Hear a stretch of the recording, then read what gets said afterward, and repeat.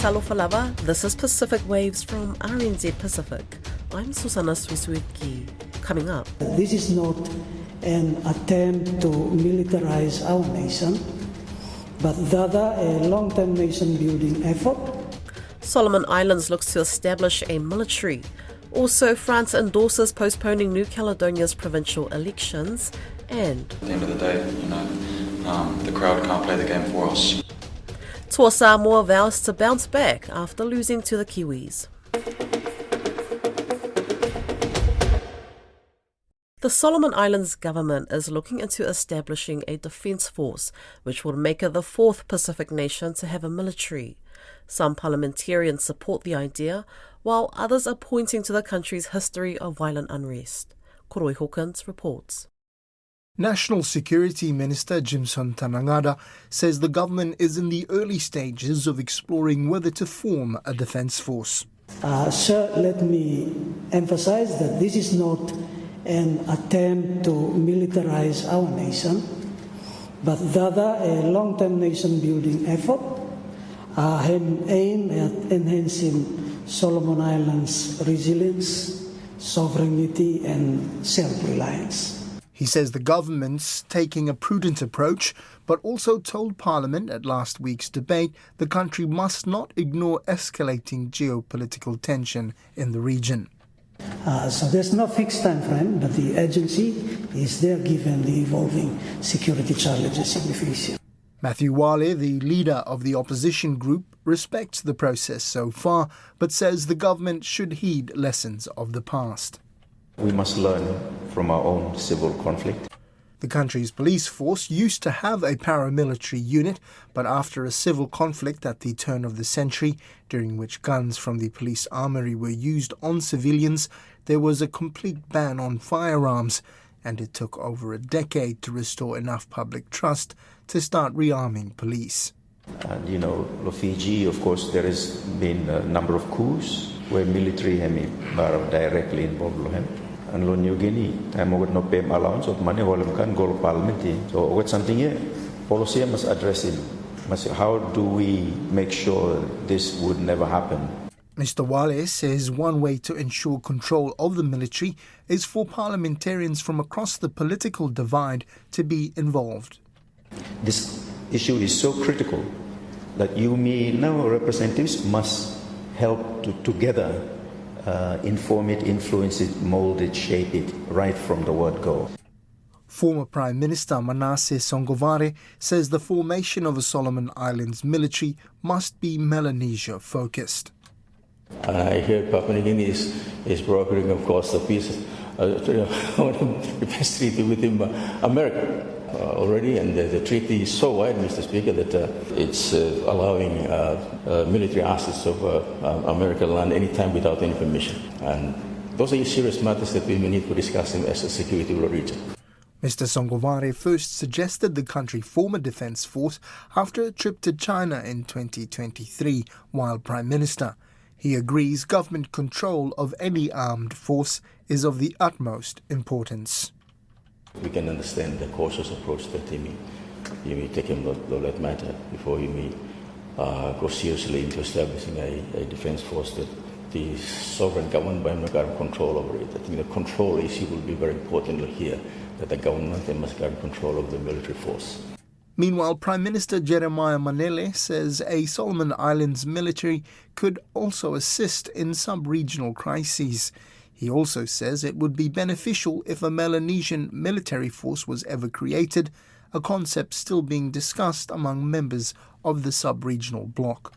Papua New Guinea and Fiji, of course, they have defence forces. Solomon Islands and Vanuatu does not. So that is also the gap in terms of the discussions. But cost is a major prohibitor, and Mr. Manele says any resources for a military must not take away from the needs of the Royal Solomon Islands Police Force, which is currently in charge of national defence and security. I think that cautious approach is important. It's not only about the numbers, but also the cost in terms of sustaining these arrangements. Overall, MPs supporting the establishment of a Solomon Islands military say it will benefit the country and the wider region.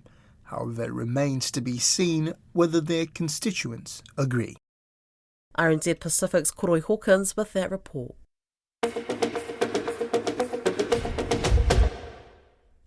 In New Caledonia, instability in the French Parliament continues to add to uncertainty over the territory's political arrangements. I spoke with our French Pacific desk correspondent Patrick de Cloyter on the latest developments.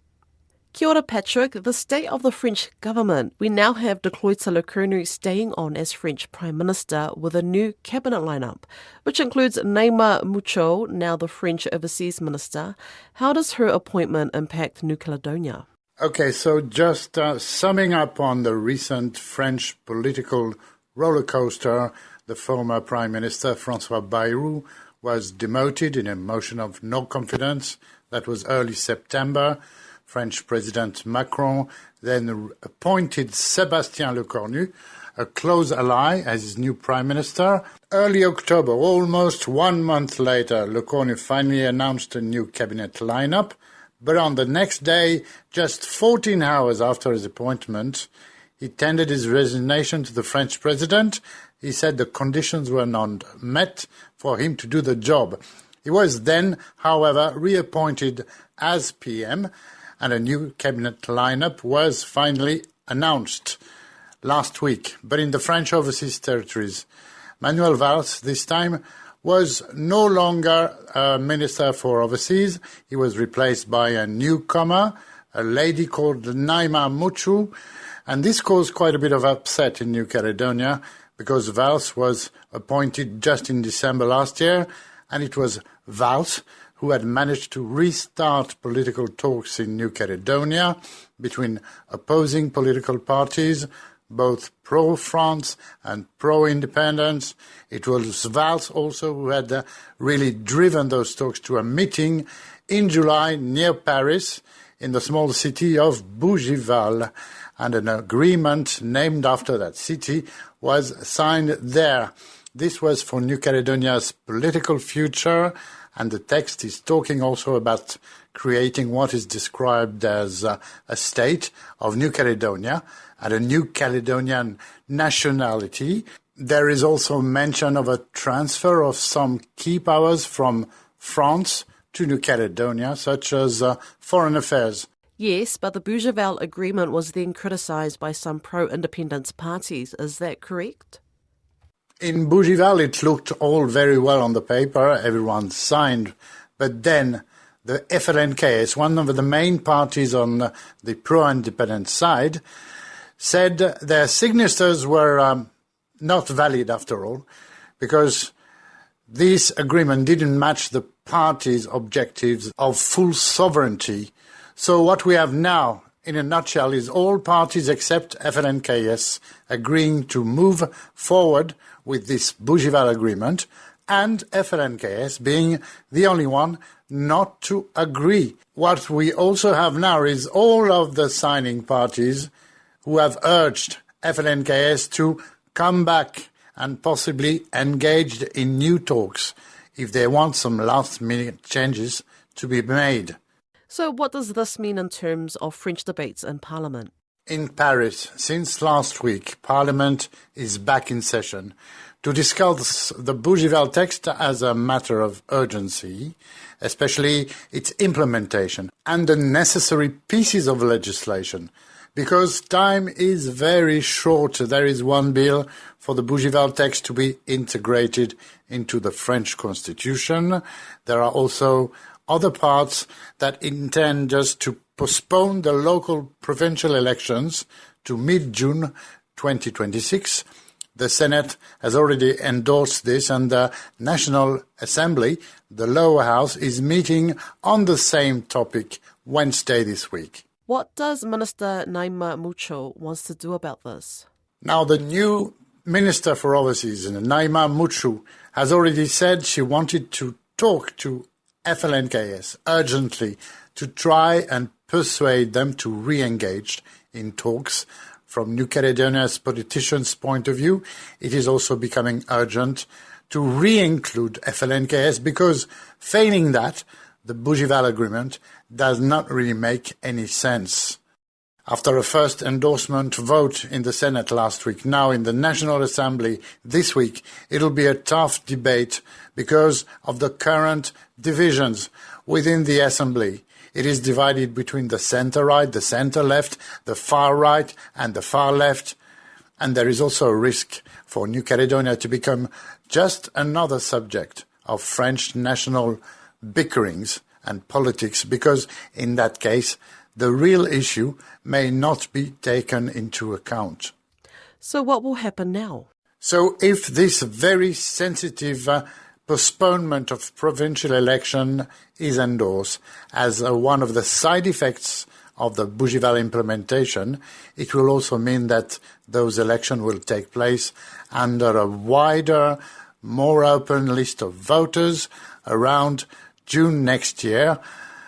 Whereas if those elections are maintained to the end of November this year, then the current restrictions to the list of registered voters will still be in force, and this is what FLNKS wants. The very sensitive issue of who and who cannot vote at those provincial elections was already at the heart of protests that generated into riots in May last year.